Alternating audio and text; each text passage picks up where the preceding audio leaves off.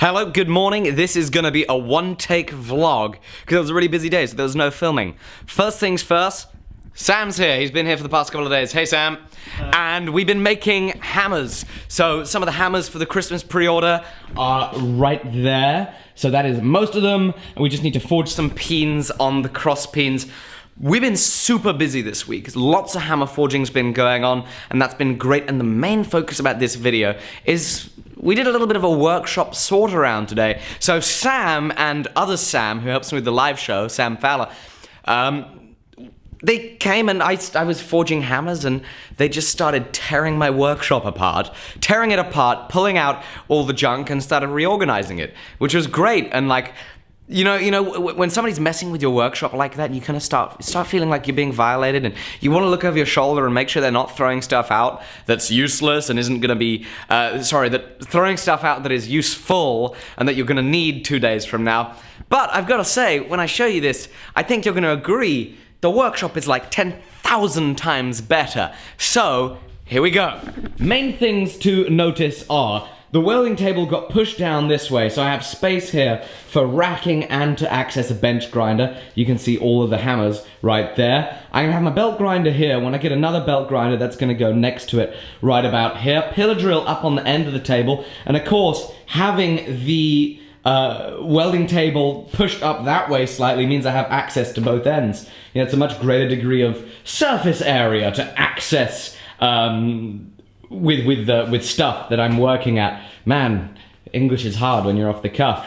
My welder has been moved over to this table, and my welding space is going to be right here. I found that very little welding space is really needed for the kind of stuff I do. This whole table is kind of useless, and that's why I'm putting the grinding equipment on it, so I can start avoiding filling it up with stuff. Horizontal spaces in a workshop seem to be like a terrible thing because they just accumulate stuff. It's just a place where you put stuff and junk, and there's no organization that goes on with it. So I want to make sure that I get rid of as much horizontal space as possible, and this is certainly a work in progress towards that point. Then further on this table, you'll see that I have my granite surface plate and my height gauge right there, my taps, my other stuff, the wrenches, and I don't know what I'm going to do with all of this. I'm going to find something to do with it. Maybe I'll have kind of vertical racking or something, or some kind of organizational thing. Then of course here at the end, we really organized a great deal more of this shelving, which is good.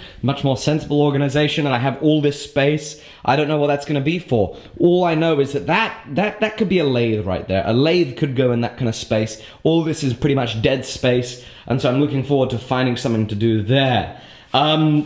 This is the side of the workshop that has had the most change done to it.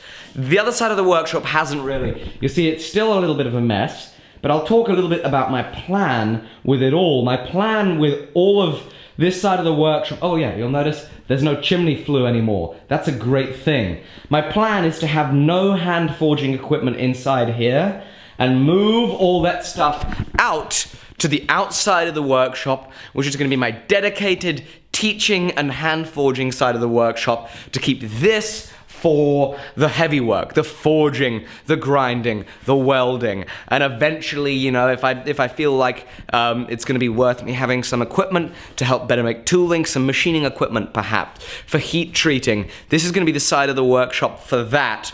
All forging, so this equipment is going to go outside, so I'm set up all the time to be able to do classes just outside and really keep that focus to one thing only. I really think that having focus in this workshop is going to be a good thing. You know, it's a very unorganized workshop, as you'll likely be aware, so really focusing what each part of the workshop is for should be helpful in keeping it neat and organized. Apart from that, new developments are I have a quench tub right here, which is made out of an oxygen cylinder, and I've got Parks 50 equivalent in there for the kind of steel that I'm doing, Damascus steel and stuff like that, and of course my water barrel. And this is still very much the mess on that side of the workshop, but that's okay. That's all going to be dealt with soon enough if I'm quite sure that I like the idea of all of this stuff going outside.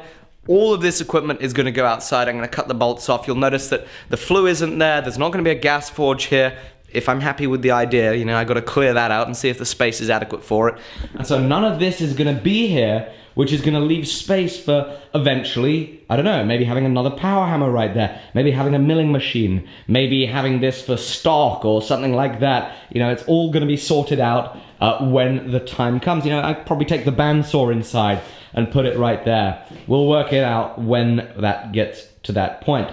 Another little update. The forge build. So the forge build, I've been thinking about it some more, especially while we were kind of doing this batch of hammers, which is, you know, more in a production style, right? A lot of heating of steel. You know, I've been thinking more about it, and I've been thinking about the classes that I want to do a little more. And I think I'm actually going to abandon the gas forge design that we used, and well, the gas forge design that we started building the other day. I'm probably going to abandon that and move to a slight variation that I can use for my production work as well as for my classes. So that's something that's going to happen soon when I start building that. And a little rundown of what that's going to be is it is not going to involve these light refractory bricks, these insulating refractory bricks. This is a grade 28 insulating refractory brick, and I thought that would be suitable because previously I'd used grade 26, and I'd noticed that they cracked, and that's 2600 degrees Fahrenheit. It shouldn't, you know, naturally, like, you know, 2600 degrees Fahrenheit, we're not really even getting there with the steel. So I was always surprised that they did crack. I thought stepping up to grade 28 would solve that problem. It didn't, because I had one of those in my gas forge to raise up my ceramic wool so that I get a little more height in the forge. The thing cracked in like 4 hours of forging, you know, and so I'm thinking to myself, there is no way that I can put this forge together with those insulating bricks. It was a fear I had because I knew they're very fragile, and it's something that some of you guys mentioned in the comments, which I appreciate.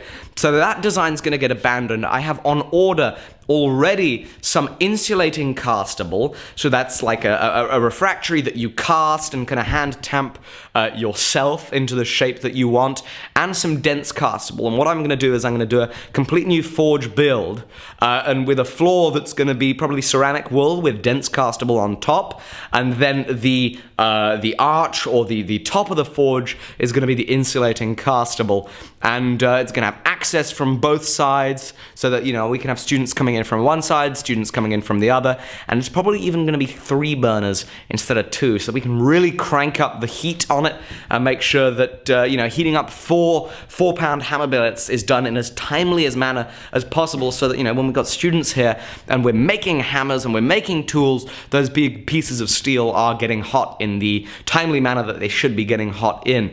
So that's very exciting, the new kind of design that I've been thinking about with that, and I'm excited to make the forge. It's going to take a little while to get back to. I apologize for not getting back to it. Apart from that, any other things to say?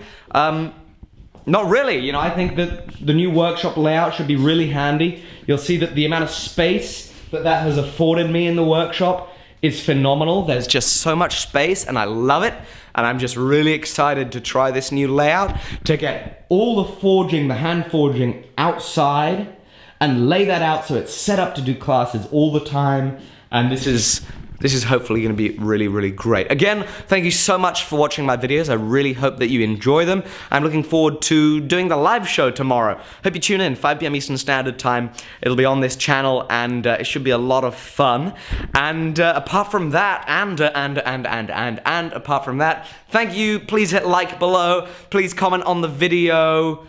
Comment what you think about the shop layout. Comment if you think there should be any adjustments, or just comment like cool shop layout if you don't really have anything to say. That would rock. I'll see you tomorrow on the live show, and then the next day for the next episode. By the way, guys, for all you subscribers that have come here after having watched Trollski's video, thank you so much for coming. It's great to have you here. I can't wait to entertain you with some awesome videos in the near future. Once I get past doing this little run of hammers, I want to make some more fun stuff and some more fun videos. So that's going to be a lot of fun. And also, it is worth celebrating 15,000 subscribers.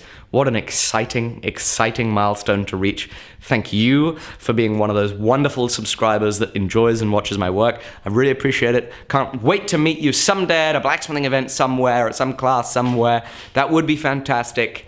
For now, however, have a fantastic day. I'll see you tomorrow at 5 p.m. Eastern Standard Time. Bye-bye.